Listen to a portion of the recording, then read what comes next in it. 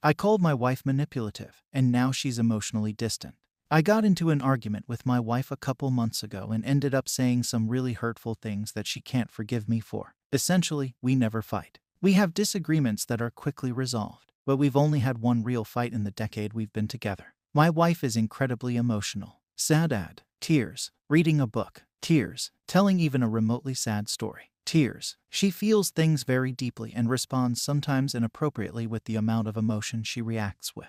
I've tried to not have a problem with this, as I know that's just her nature, but it can be overwhelming sometimes and embarrassing to others. About 3 months ago, we happened to get into a huge fight. She was telling a story to some friends and embellishing quite a bit, so I just said, "Hey, I think you're lying a bit here. That didn't really happen like that." I wasn't trying to take away from the story, but I hate liars, and she does it a fair bit when storytelling. She told me that she just does it for comedic effect and that everyone knows she doesn't tell stories 100% accurately. It was still bothering me. However, after everyone went home, I brought it up again, and she told me that we'd already talked about it and she didn't need me to correct her in front of her friends. I'll spare the rest. But we essentially got into a fight, and I raised my voice. She immediately started crying, more like sobbing, and I told her that she was being manipulative doing that. Every time I bring up something she takes as a critique, she begins crying, and it's a manipulative way to get me to stop talking about whatever's bothering me. My mom did the same thing to my dad, and I hate when women do that. She asked me through shuttered breathing if I really thought that, and I said yes. I told her that she manipulates the argument into going her way by crying and being the victim. She told me she couldn't even look at me and locked herself into our room to calm down. She came out a few hours later and told me that she was sorry if I thought she was being manipulative and that it wouldn't happen again. The problem was solved, right? Except it's not at all. I didn't notice it immediately, but she started pulling away from me. She won't watch movies with me if there's any sad parts. She doesn't tell me the stories she used to. She won't tell stories to friends when I'm around, and now our friends don't want me to go out when they do because they say she's not fun when I'm there. She stopped reading books in the living room, stopped watching unpredictable TV shows, and won't even talk to her mom on the phone when I'm in the room. I feel like I'm living with a ghost now. It wasn't until yesterday that I even realized I hadn't seen her cry since our fight. I brought it up last night, and she told me that she didn't want to manipulate me anymore. I told her that her everyday crying wasn't manipulative, and she said, "So it's only manipulative when you're mad at me." And now I don't know what to do. I apologized and said I was wrong for saying that to begin with and that I shouldn't have, but it didn't help. I asked if she wanted to watch The Notebook with me since it's her favorite movie, and she told me she doesn't like it anymore. So, what do I do? Can I do anything? Advice from married men and women, please. TLDR, I called my wife manipulative for crying during an argument, and now she's emotionally distant from me and won't accept my apology. Comments. Running away 67907. Why did you marry your wife if you hated how she was? I highly doubt she just started crying over everything after you got married. OP.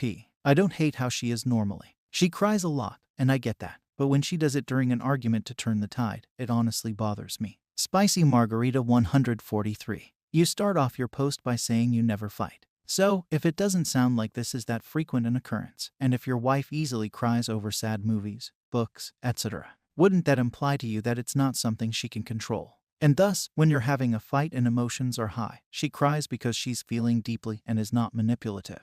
OP. But she doesn't stop. She can't calm down and come back to talk. She can't discuss it over the phone.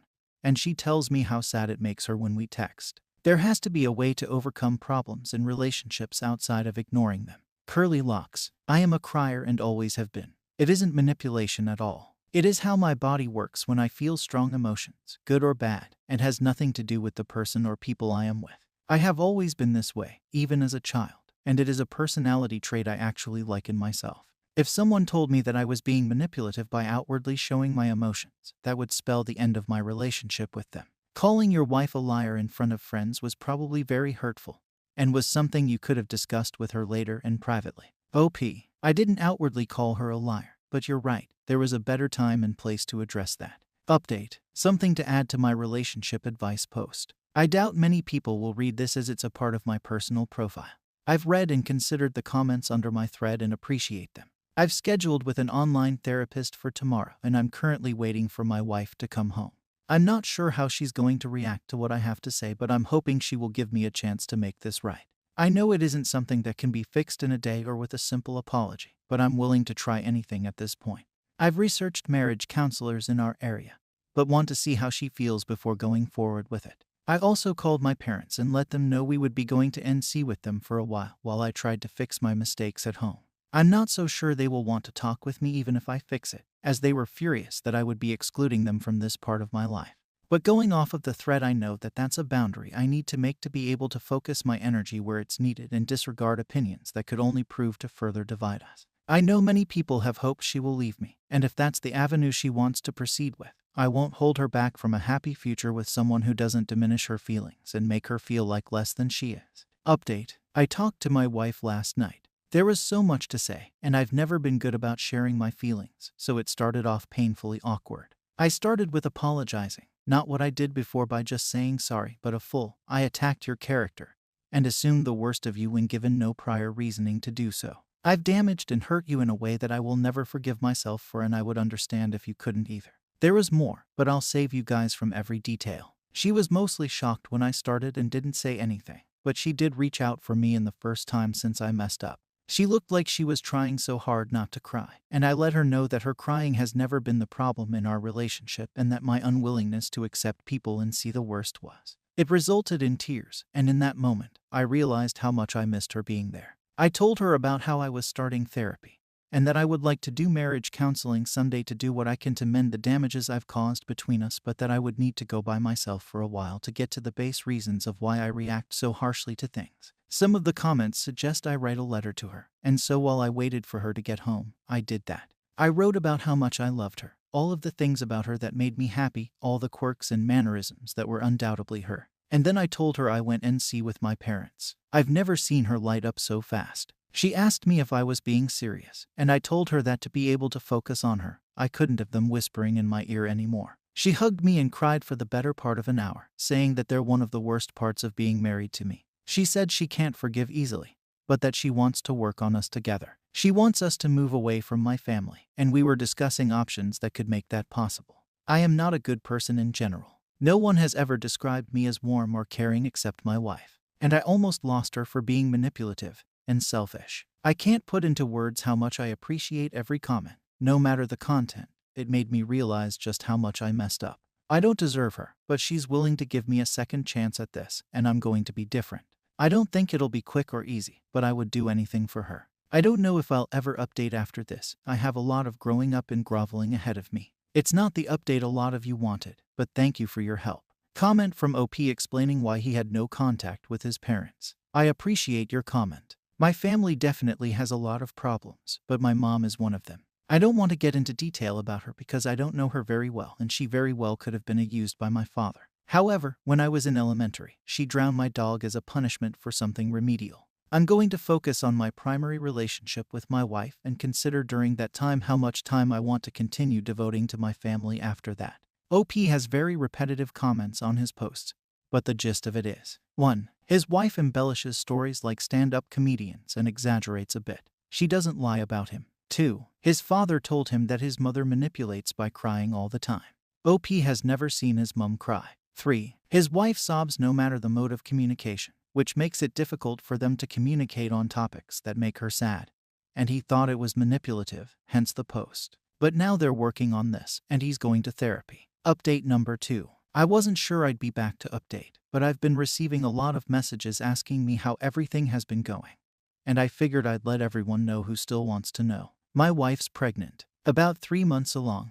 Maybe more. I saw a pregnancy test in the trash in the bathroom a few weeks ago. I waited for her to bring it up to me, but she never did. I asked her about it last week, and she started crying, telling me that she loved me so much and that this didn't mean anything. We're both as sexual, she used to be anyway. She said when we were fighting, she caught up with someone who doesn't mean anything to her, and things progressed past where she thought they would. She told me she's always been as sexual, so she just wanted to verify. There's not much I could say at the moment, and I needed time to process the information. She told me I'd betrayed her when we'd fought, and I'd called her manipulative, so now we're on even ground and have a chance to start over. I see the logic in that, but it doesn't feel right. I feel an ache in my chest that won't go away, no matter what I do. I never wanted kids. I've seen what growing up can look like, and I wouldn't put someone else through it. No matter how hard I work, would I ever really be different from those who raised me? It wasn't worth the risk, and physical touch makes my skin crawl. But here's my wife telling me she's pregnant, has no intention to tell the other man, and is waiting for me to say something.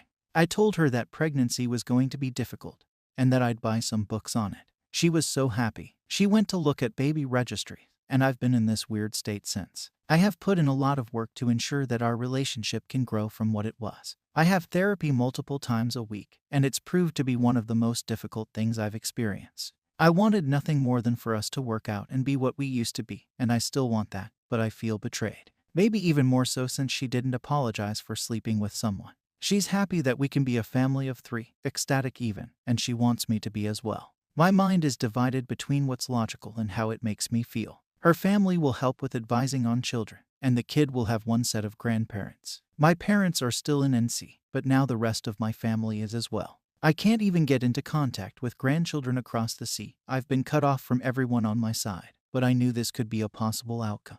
That leaves my therapist and Reddit to talk to. That's who I am now, I suppose. My wife doesn't work, and I promised her until the end. She's skipping around the house talking about child safety, where the nursery will be, the best schools, and names, and I've been in the office reading books that prepare you for parenthood. She's worried about people asking her about the baby when it won't look like me. I'm worried I'll turn into my dad and ruin this child's life before they even have one. So, cheers to everyone. Comments. Murandalin68. Now you're even. No, that's not how this works. Nothing, absolutely nothing, gives you a pass for adultery. If you didn't want kids in the first place, why would you want to raise someone else's child? I get you wanting to keep your vows, but she didn't. Keep up with your therapy. Really think this through. Do what is right for you. I hope it all works out for the best. Hospital automatic. What the hell? This is not okay. I know what you did was wrong, and you tried to fix it, but this does not excuse cheating at all. And the fact that she thinks that makes you guys even is disgusting. Is she expecting you to raise another man's child and not find a problem with it?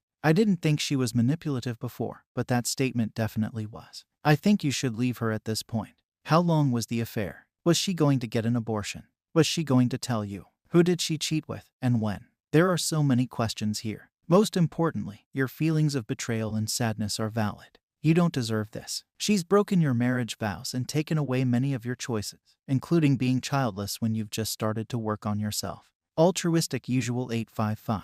Are you literally going to let it slide that she literally broke the sanctity of your marriage in the worst way possible, and now isn't even planning on telling the real father about any of this? What the hell? Update. Parents attempting contact. I've been in NC with my parents for the last 5 months. The decision wasn't easy because of cultural expectations, especially regarding the oldest children, but it was necessary for my marriage and the current counseling goals that I'm holding myself to. Their reaction to me going to NC was screaming and blaming my wife for the decision. I told them I was firm on my course of action and blocked them from contacting me or my wife through our phones and social media. About 2 months ago, my wife started receiving emails that were mostly inane comments about her weight and looks. She's currently pregnant. I blocked the senders, but she'd continued getting them from various short-life email accounts until she decided to create a new email. After that came the packages. There was no return address, and all that was inside were letters detailing how our relationship had ruined and stained my family, what an embarrassment I was for being in therapy, etc. I go through all the mail before giving my wife hers now, opening anything that looks even remotely suspicious. Last week, we received an edible arrangement with some fruit my wife had an intolerance, along with a note giving their distinct blessing for a divorce. I apologize for the long post. I feel the need to vent without overly worrying my wife about the issue. However, I'm worried they'll show up at our place when I'm not home and harass my wife. Has anyone had any success mitigating aggressive contact?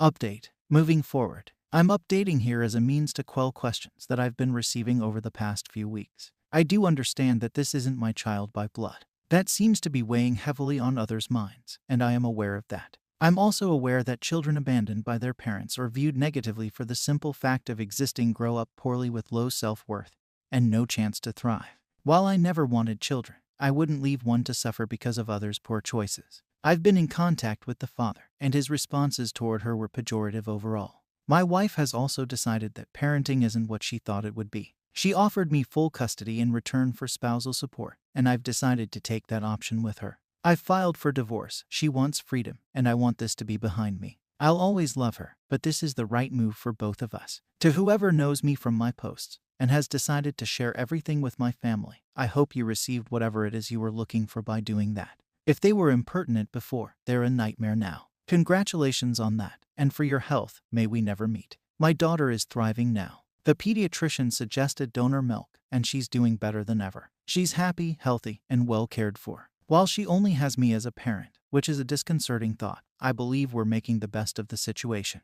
I don't see myself updating anymore. My life has found a rhythm that is suitable for us both, despite being a far cry from what I saw my life being only a year ago. Cheers to an unexpected but bright future. Comments. MS Hear It All. Your ex-wife may not have been manipulating you by crime, but she is a horrendous piece of SHT for cheating on you, having the affair baby, and then dumping it on you when it wasn't the fantasy she wanted. I hope you remain in therapy, and that one day you enter a relationship where you never have to experience this SHT again, and I hope you and that baby are happy and healthy. Also, this might be too rude, but F your parents. Also, your ex doesn't deserve spousal support. She should be paying you child support. You come across as a very traditional man, but that doesn't mean SHTTY people should be taking advantage of you.